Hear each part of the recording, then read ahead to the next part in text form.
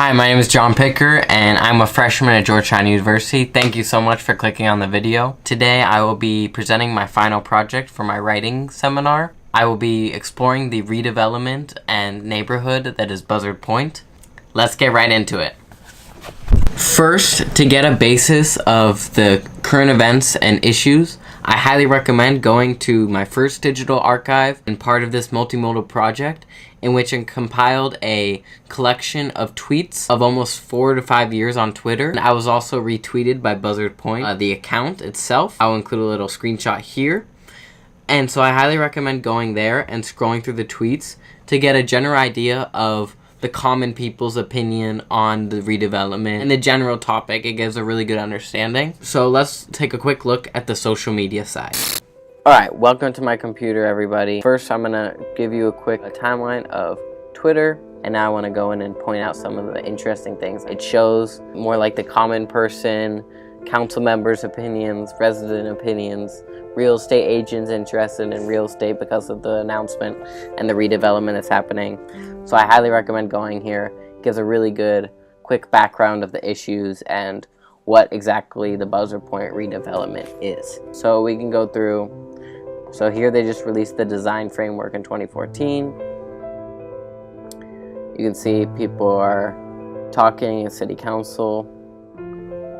See, is it a good idea? Here's a quick mock-up of what it's going to look like, and it's approved for the funding. You can see real estate says time to buy real estate. People are happy. You can see here a quick map of the area that it's going to be and how long it would take to drive there. You can see it in the news. This is in the news front page of the Washington Post Metro. And then here, this really interesting article. Curb DCs has a bunch of articles, which you can see in my other modal part, which is in the news. And you see here, is the DC United the next big catalyst for gentrification? So that's a really good read. So you see people are excited. They reach final terms on stadium deal. Renderings of the stadium. This is very interesting. How many affordable homes in the new neighborhood is 8% enough? That's a really interesting. She is really active on Twitter, and I highly recommend checking out her Twitter timeline to look more about the issues. Also, is there going to be a metro stop? Because currently it takes about 15 to 20 minutes to walk from the metro, which is another problem. So yeah, I highly recommend exploring this yourself. It's very informative. Now let's move into my YouTube playlist. Let's go. Okay, so now you can see I've created a playlist actually.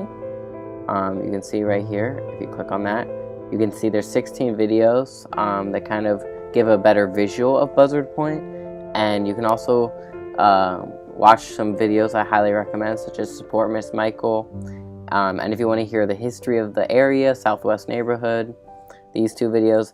Miss Michael, I talk about in my essay, and then also I recommend this video, Buzzard Point Marina to close in Southwest DC. That's another of the big issues, which is the construction. So these videos kind of just give a better visual. Also, this is a walk to the future site. It's kind of outlining how long it takes to get there because of the lack of metro stops and transportation. And then also, again, it's a new stadium, new restaurants, and more dust and pollution. So these are some of the issues. I'll leave it up to you. You go watch the videos. I might include Miss Michael probably right here, just so you can kind of see what's happening with her. And I'm in the hospital every 2 or 3 weeks from the illness, from breathing in this. And it's not good, you know. And Pepco, I understand they trying to make money, but they not thinking about the people's health. What do your doctors say? That I'm breathing in the dust and the chemicals in the air, and I don't want to die from this. You know, I really don't. It's killing me. And I don't want people to die. I want to help everybody. The seniors, the youth. I have a grandchild, and I don't want her to get sick from this illness. Breathing in this. What's your name? Huh? It's not fair. I gotta speak up today. Try to help. Help those that can't help themselves.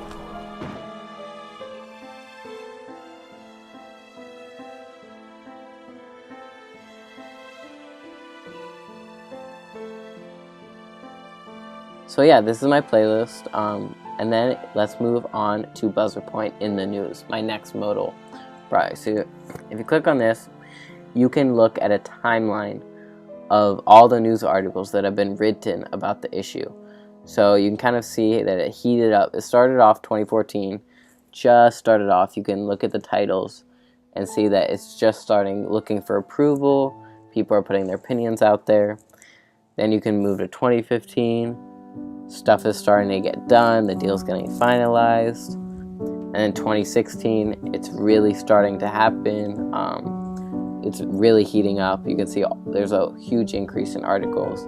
So again, I would take a look at this. And in 2017, 2018. So for my annotated bibliography, I would essentially say go through in the news the second mode of my project and check it out. There's some really interesting articles.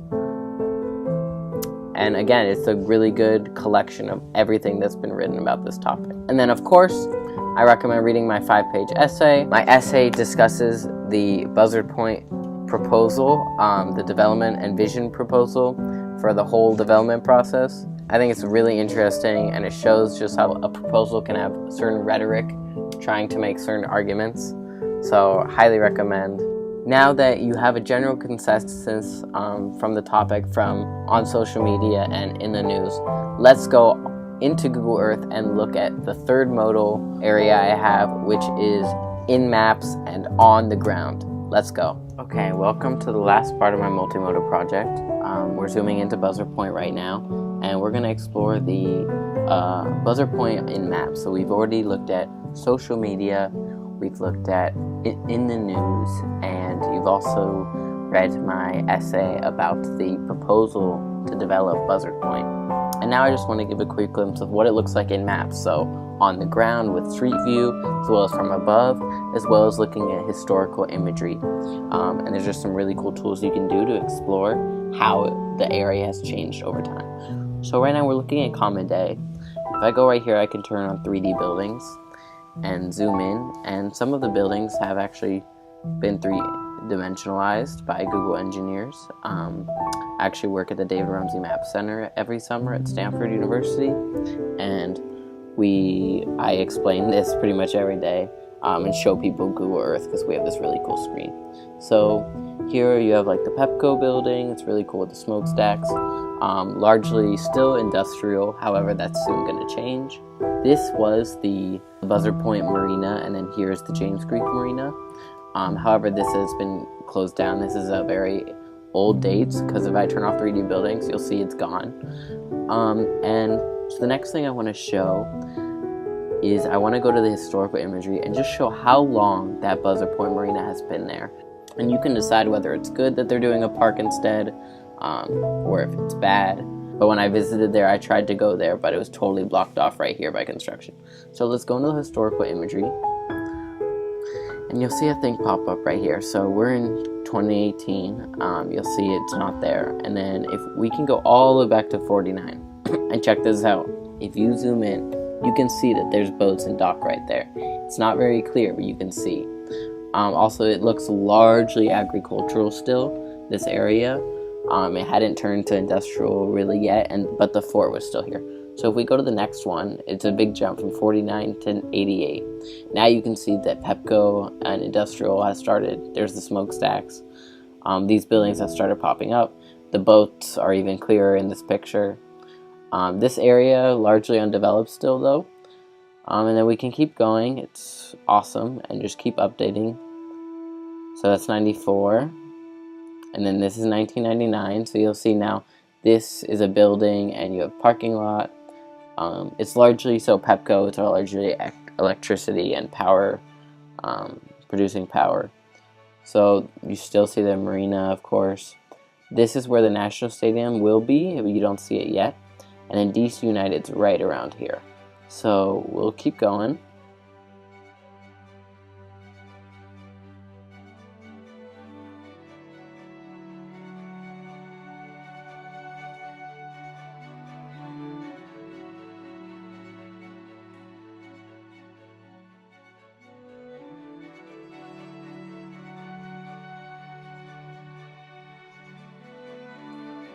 And you'll see here, there was a parking lot here before, but they built even more buildings there and then extended the parking lot, bought this land over here.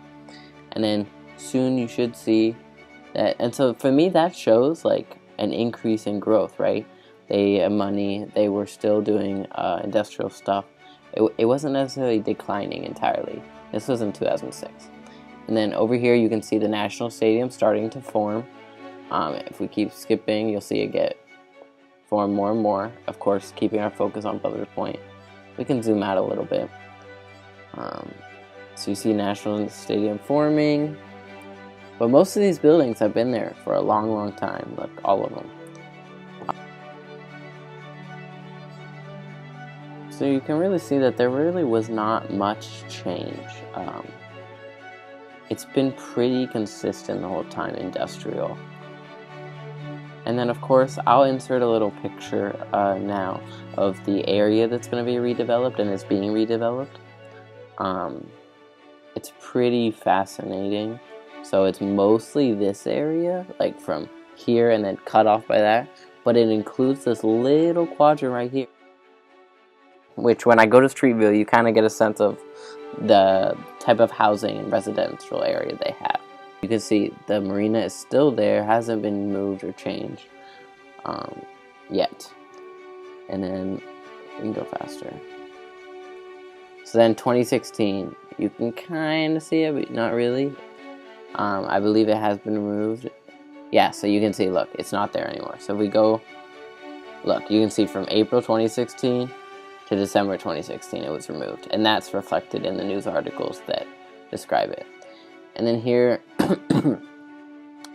now we're almost to where the stadium starts being built for DC United.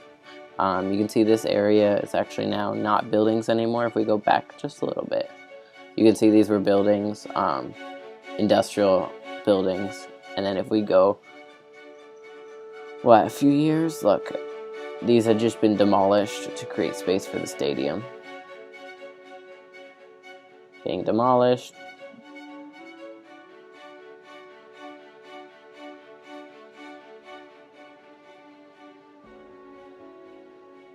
And then you can see here's the stadium.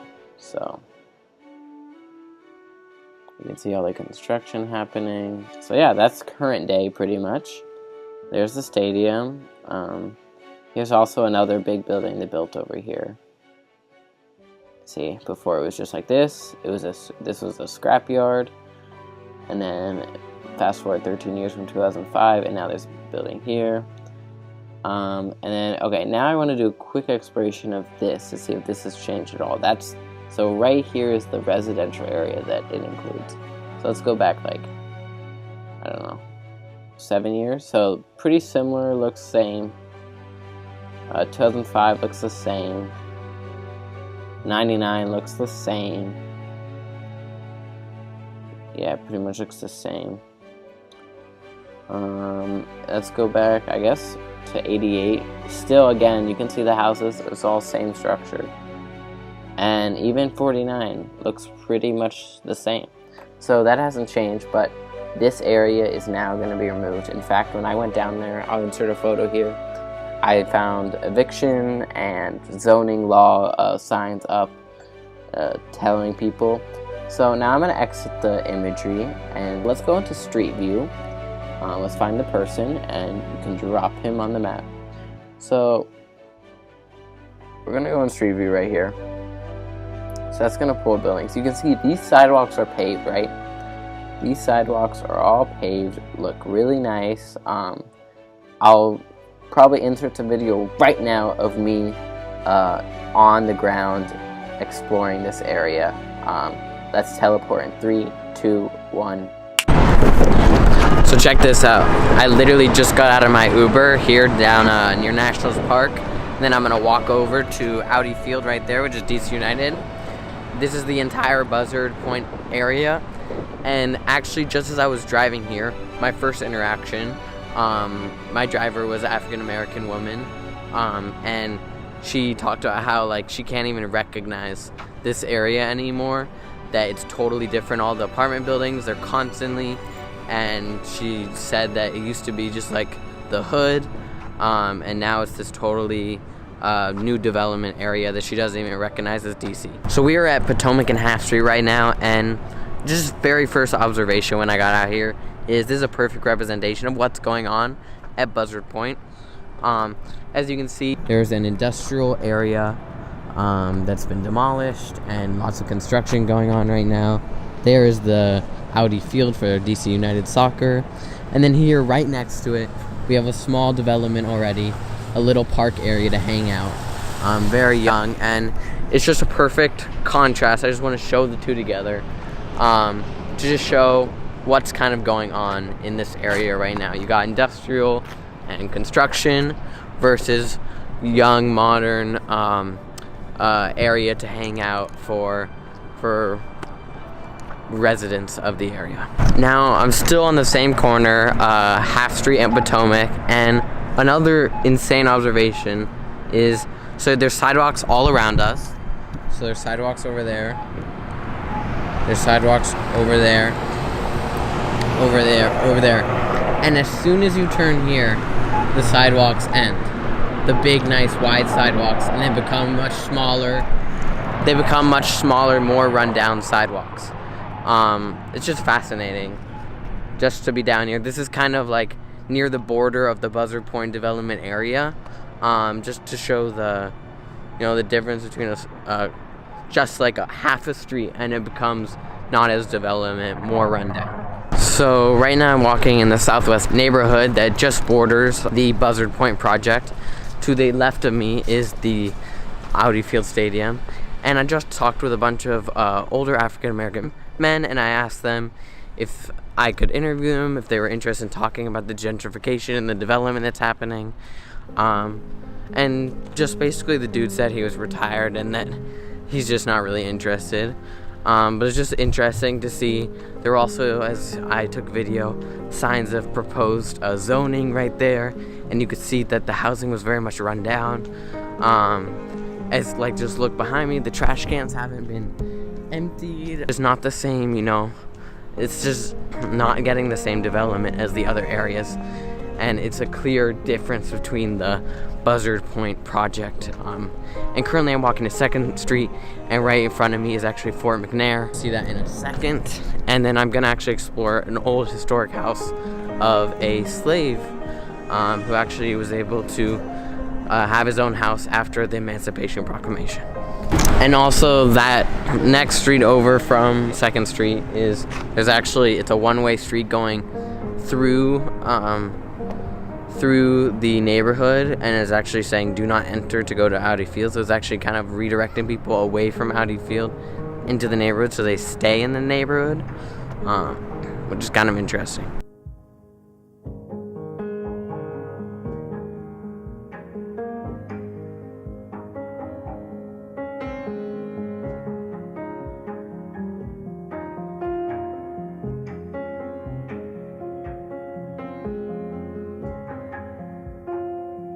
So behind me is the James C. Dent House, and James C. Dent was actually born into slavery in 1855.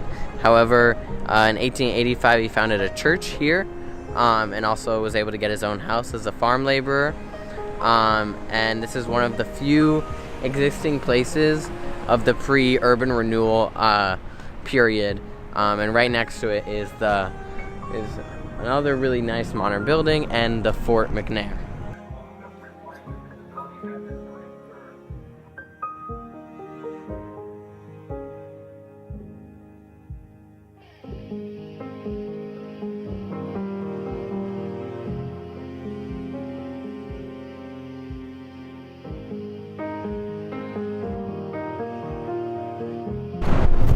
So I'm here right behind Audi Field, just walked from James Dent's house and the Southwest neighborhood.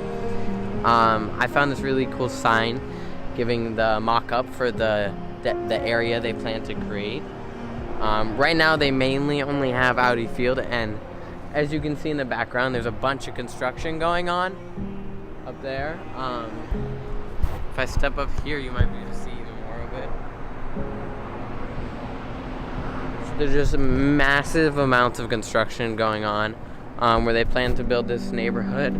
And they cited that industrial, it was being underused, this land, and that this will create a lot more residential space and more of a neighborhood feel than it was before. And that was one of the main reasons they cited for creating this neighborhood. And right now I'm actually going to be walking over to James Creek Marina and also Buzzard Point Marina.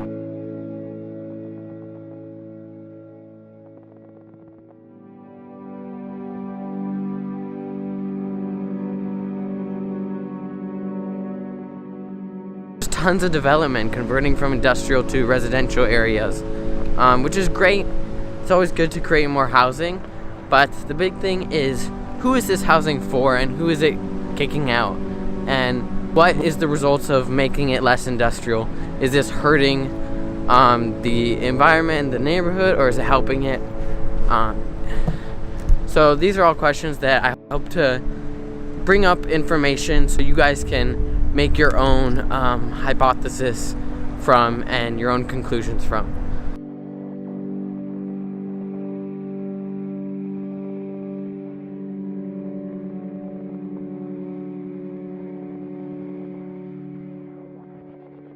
As you can see, these are very nice boats that are housed here, and currently behind me, I'll show you, there's a bunch of construction and demolition happening, and there's actually plans to connect the two marinas. So we're right here at James Creek Marina, and Buzzard Point Marina is just around the bend, so we'll check that out as well. So I am right next to what used to be Buzzard Point Marina, one of the cheaper marinas available to get your slips or house your boats. And actually the manager of this marina, she lived here with her boathouse, and she had to either sell her boathouse or move somewhere else, which would have been very costly because this was almost 2 or 3 times cheaper than the other boathouses in the area, near the Potomac River and in this area. And the Buzzard Point project took this over to convert it into a park, and you can see all the construction going on. I can't even access the marina, and also you can see the boathouse. It's like a white tannish house. I'll show you right now. So it's right over there. So it's just another effect of the Buzzard Point project.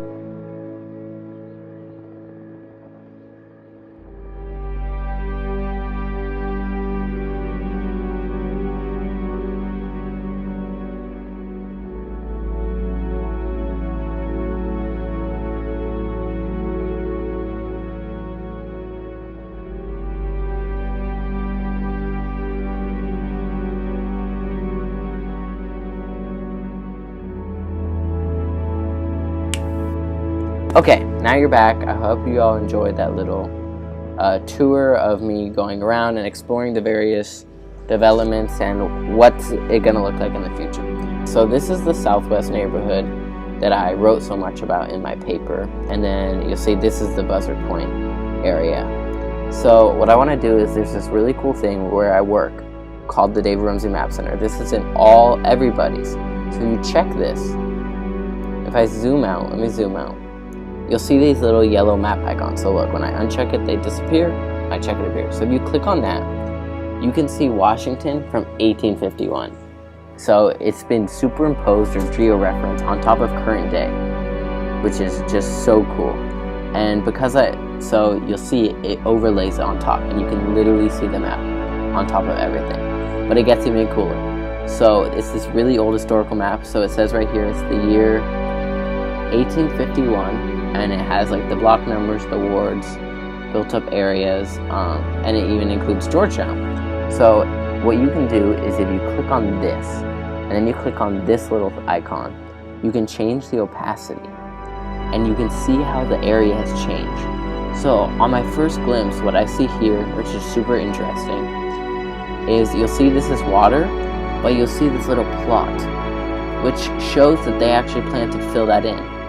And so when we actually increase the opacity, or decrease the opacity, you'll see now this area actually has land for a house. And then there's the James Creek Marina. So they were actually selling it. And you can see, if you look along, you can see how much actually the waterfront has increased from land filling. So you see all this area right here was river, and then focus on that area. Now it's land. So like that whole, over here as well, whole area. So that's really dope. And then if you look at actually the detail, this is interesting. It gives a number of, they call them colored inhabitants at the time, and white inhabitants. So you can see the population, which is really cool. And then I believe you can even see the different, so as you can see, this is actually zoned already. And then you can see like the street signs. And the other really interesting thing is, if you check this out, this river actually separated the two neighborhoods. And then currently it's the river is no longer there, obviously. It's actually turned into a canal, which is underneath. So yeah, super interesting. So that's really cool. And this is from 1851, yeah. So that's awesome. Let's see if we can see any other big changes in streets or housing. The big change that I see, oh, oops, I don't have it highlighted. The big change I see is this Delaware Avenue. You'll see right here it was straight, but now it's actually curved to the right when I decrease the opacity. You'll see now it kind of ends right there. Yeah, which is kind of cool.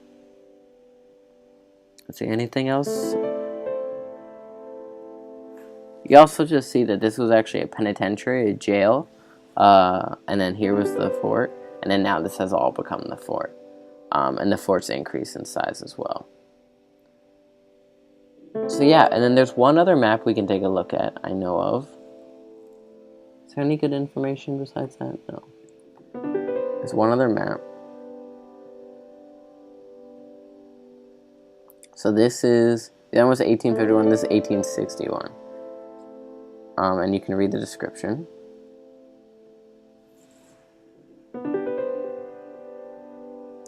So we can zoom in here. And you can see, in those 10 years, now check this out. This is awesome. So now you can see how they laid out, these are the depths of the water. And then you can see again, this is like now becoming land. So when I need to highlight this.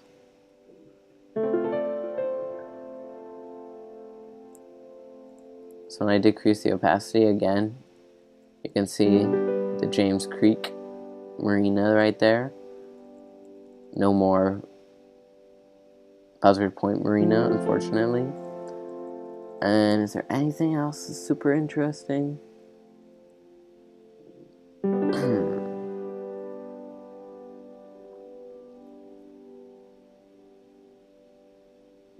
Yeah, so it's pretty similar over time. You'll see that this bridge wasn't there before, actually.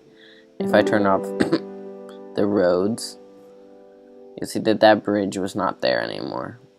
It was not there in 1851, which obviously is not surprising. So yeah, thanks for taking a look with me on Google Earth. Hope you enjoyed it. Bye.